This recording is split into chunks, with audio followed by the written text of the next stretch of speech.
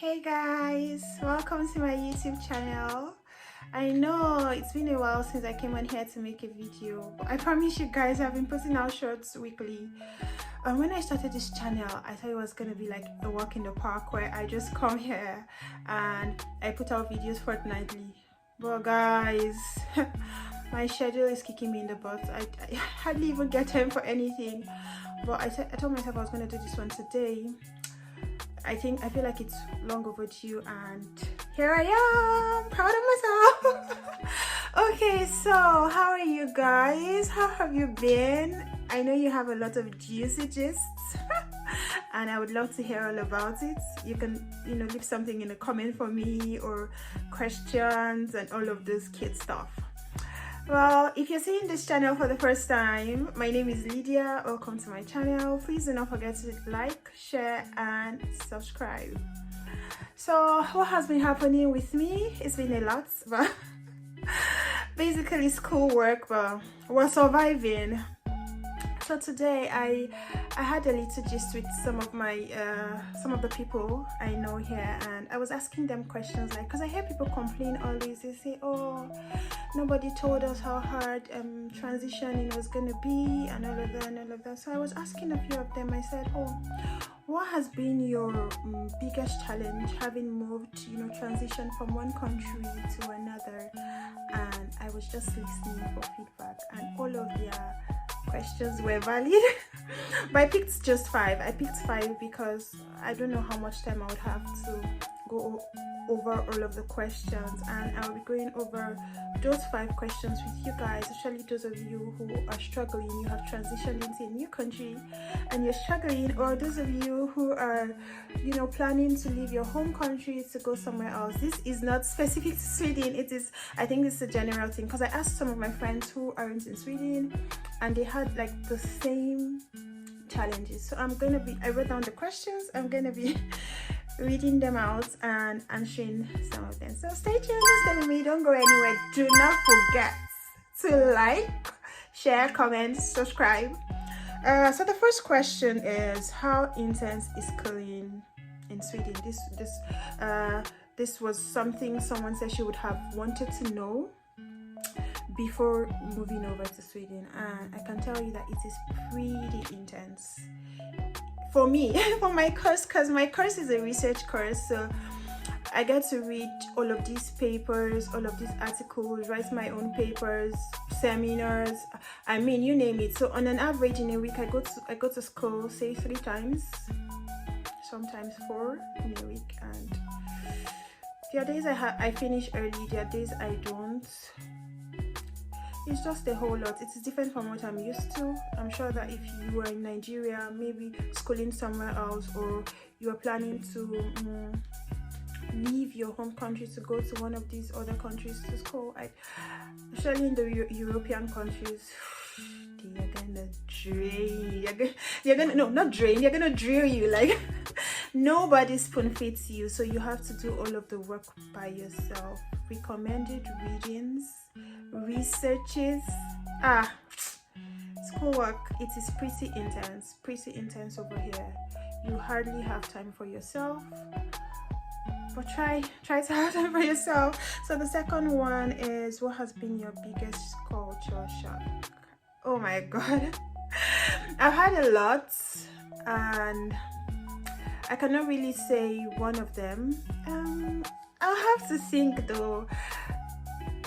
I'm in Korea here, so I'm still trying, to learn so many things. But if someone was to ask me my biggest culture shock right now, it's how independent people here can be. Okay, so by independent, I come from somewhere where we're used to communal living. Something is happening to you, yeah, hollering at your next door neighbor or somebody to say, oh, something is happening to me, come get me, or I need a hug, or da. My dears, it doesn't work like that here. It is different. It has been different since I moved here. So you can actually chit chat with somebody today, and the next day they see you and they just walk past you. That communal thing, it's just a huge shock. I'm like, how can people live this way? Like, they have support system, but it's not so much of a big deal here. I think something else that's a culture shock for me is the weather, but not so much.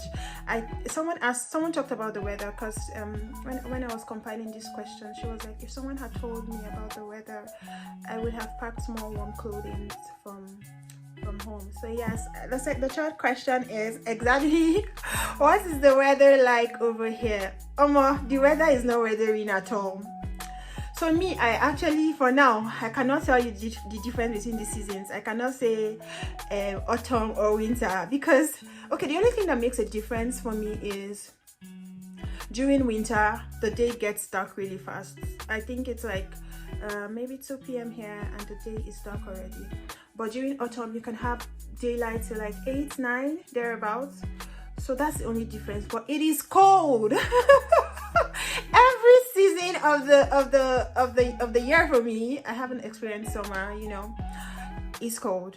So what I do, like people in Swedes say there are no bad weathers, just bad clothing, and I have learned that. So what I do, a pair of socks, pop socks, thermal leggings, then I wear my jean. You need to see me after I'm dressed up to go out, looking like a sack of potatoes.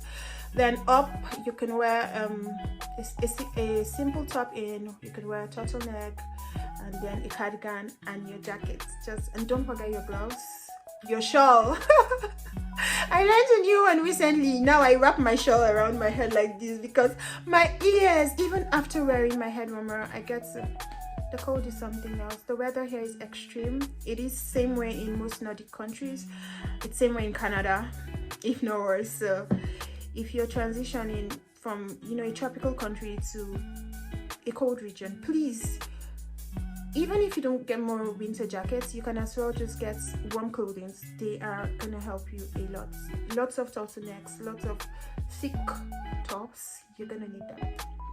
So the fourth questions: what are the challenges I may encounter while job hunting? Oh God.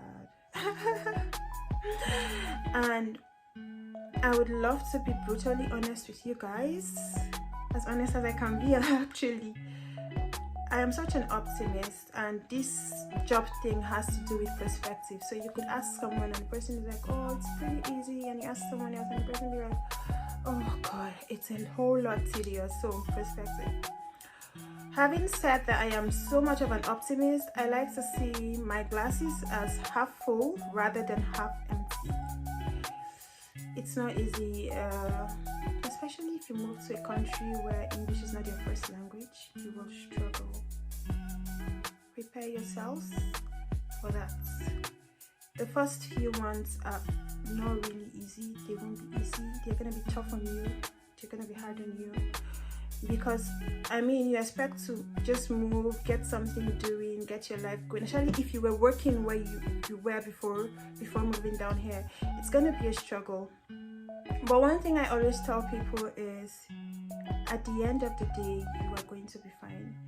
The language challenge is going to be a thing in the beginning, but there are jobs that would still give, there are employers that would still give you jobs. They don't care if you speak Swedish, they don't care if you speak English, they don't care if you speak Danish, they don't care if you speak Polish, they don't care. They are going to give you jobs. So come with the mindset that the first few months might be a whole lot for you, but also come with an optimistic mindset, telling yourself that, oh, regardless of whatever this journey is gonna deal me, I'm gonna come out above it. Because the job thing, it's not easy, but just be optimistic. You'll get something. The last question, God, this video has taken so long. They're like, give a candid opinion on what transitioning from one country to another seems like. Oh my god, candid opinion. Oh my god.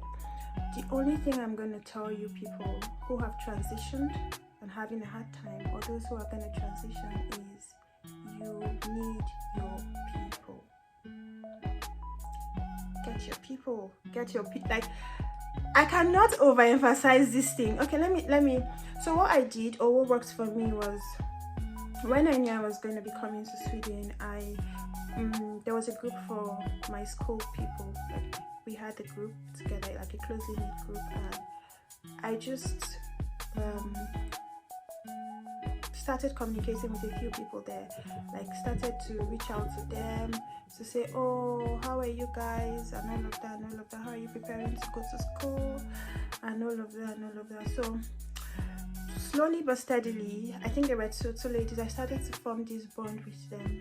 It wasn't so concrete, but when we got here, no one is gonna tell you, like, you just need, and because, you know, like I said earlier, there's no communal living here, so most people cannot relate to your plight.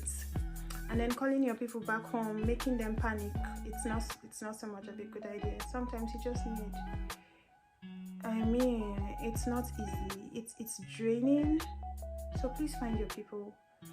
It could be friends back home. Find your people and find reliable people. Don't find people who will bail on you. Find people who you can call when you're having a really terrible day, because transitioning is hard. I don't think that anybody, it's easy to say, oh, I want to go school in a foreign land, I want to go, you know, do all of these things, follow my dreams.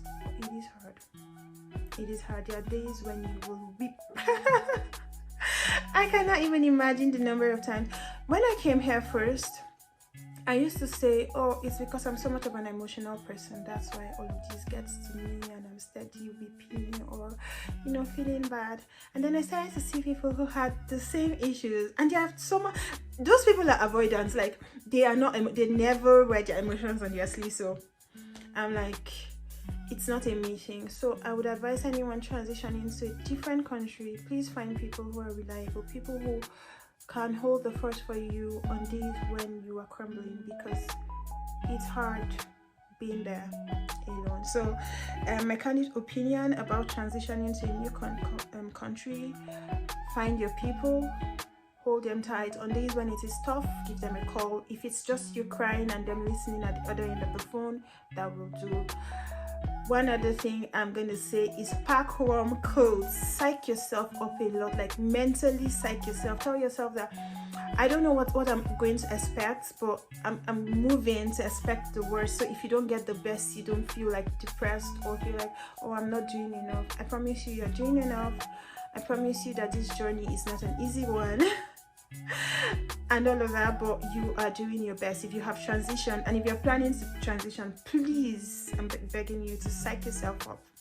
Those of you who are planning to come to Sweden, I know you have started your application. Some of you have picked your schools, you have read up. I hope that you have read up on the policies and everything. I wish you guys the best, and I hope that you guys find this video really helpful. Till next time when I see you guys, take care. Do not forget to like, to share, and to comment. Bye guys.